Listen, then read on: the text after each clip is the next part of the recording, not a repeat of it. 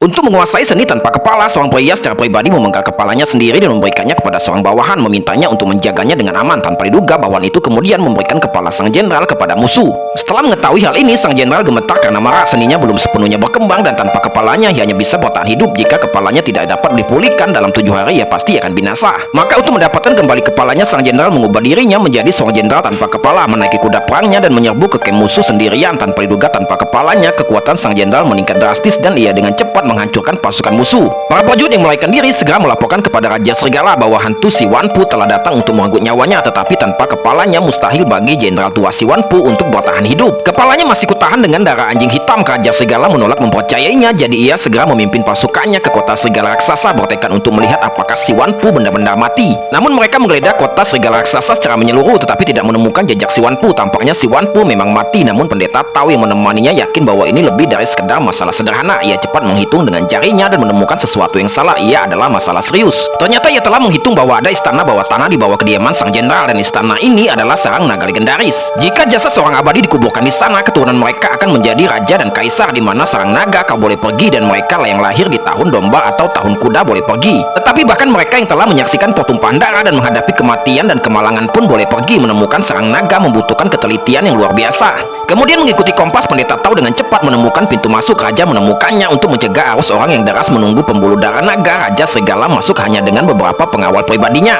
Semua orang memasuki istana bawah tanah yang terlihat adalah patung batu tanpa kepala. Sebuah prasasti batu di dekatnya bertuliskan berlutut 3 kali dan bersujud 9 kali, dan kemudian kalian akan diizinkan masuk. Apa artinya itu? Artinya selama kalian bersujud kepada fenomena pencuri langit di hadapan kalian, kalian akan diizinkan memasuki sarang naga. Seorang pria gemuk segera mengungkapkan ketidaksenangannya ingin bersujud kepada leluhur Si Wanpu. Namun sebelum ia sempat menyentuh fenomena pencuri langit, ia tersedot oleh kekuatan misterius. Ia kehilangan senjatanya. Untungnya saudaraku turun tangan tepat waktu untuk menyelamatkannya.